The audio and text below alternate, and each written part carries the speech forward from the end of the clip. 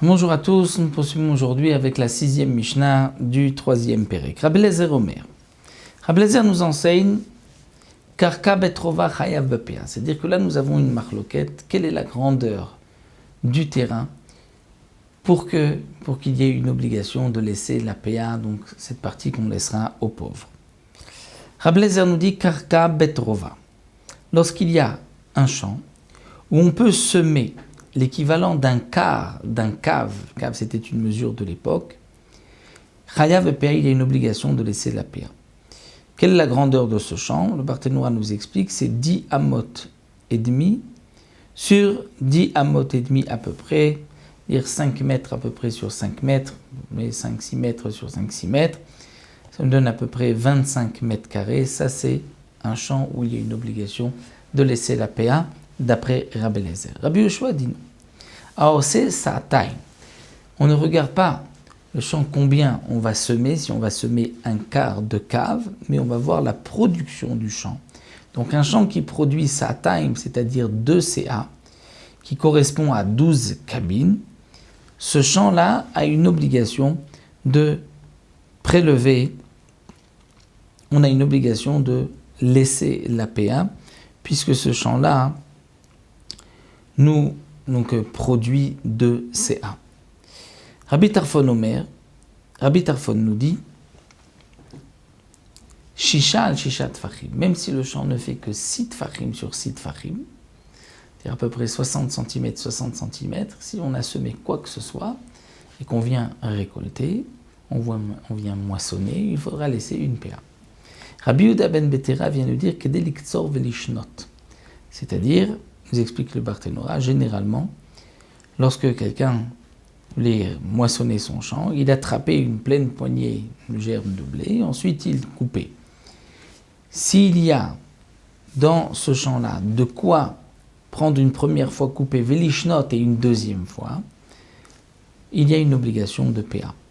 Donc Rabbi Yehuda ben Betera, Halacha kidvarav nous dit la Mishnah, la halacha est comme lui, donc ce n'est pas 6 tfachim sur 6 tfachim, c'est de quoi donc juste prendre une poignée du blé pour le couper comme c'était l'habitude et de le refaire une deuxième fois. Rabbi Akiva Omer, Rabbi Akiva nous dit Karka kol shiu chayav bepea. D'après Rabbi Akiva, même un champ, kol shiu, aussi petit qu'il soit, même si on ne peut laisser que un épi de blé, chayav bepea, il y a une obligation de laisser la péa. Et pas seulement pour ce champ-là, mais même babikurim, l'obligation de laisser des bikurim, c'est-à-dire les prémices. Même si on a un tout petit champ, il y a une obligation de laisser les prémices, d'amener les prémices au Beit Hamikdash.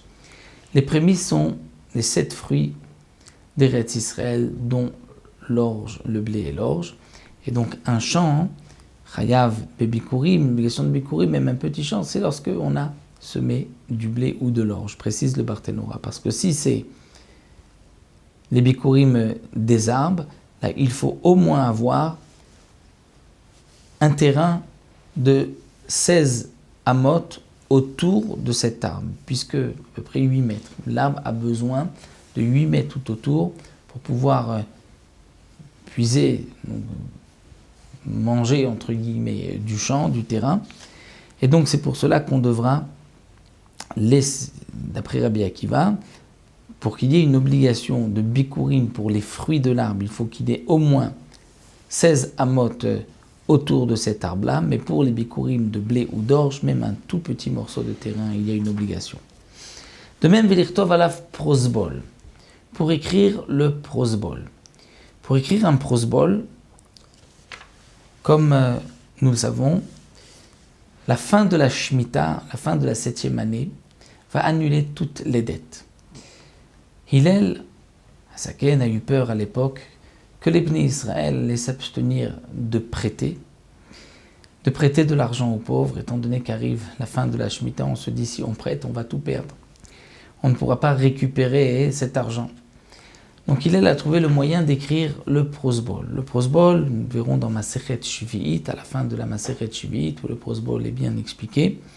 Le prosbol, en vérité, c'est comme on dit prosbol, c'est-à-dire la takana pour aider les riches, pour que les riches puissent prêter aux pauvres et ne pas transgresser ce que la Torah a dit. Attention de celui qui ne voudra pas prêter aux pauvres à l'approche de la fin de la Shemitah.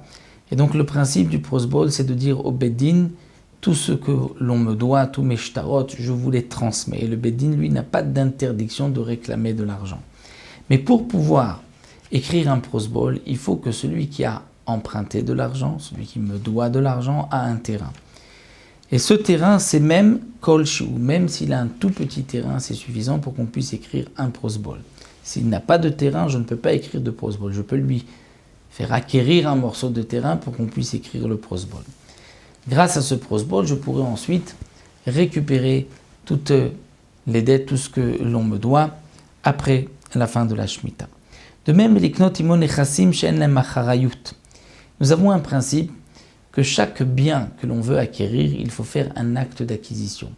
Lorsque c'est un bien immobilier, un terrain, l'acte d'acquisition se fait par kesef, de l'argent, je paye, bishtar, ou un shtar est écrit, un morceau de papier, comme quoi à qui j'ai acheté le terrain, ou bien bechazaka, c'est-à-dire lorsque on va creuser dans le champ ou faire fermer le champ. Toute utilisation du champ est une chazaka et c'est ainsi qu'on va acquérir le champ. Mais pour un objet mobile, il faut un acte d'acquisition en le soulevant, la hagba. Même si on a payé pour cet objet, on ne devient pas propriétaire de l'objet tant qu'on n'a pas pris l'objet, on n'a pas levé l'objet, de même pour des animaux, qu'on peut des fois donc lever ou tirer. Mais nous avons un principe qu'on peut acquérir en même temps un bien mobilier en même temps qu'un bien immobilier. C'est-à-dire que si j'achète un terrain et la même personne veut me vendre aussi une table et des chaises, même si cette table et ces chaises ne se trouvent pas sur le terrain, lorsque j'achète le terrain, dès que je fais un acte d'acquisition sur le terrain, je deviens propriétaire aussi de ces chaises-là.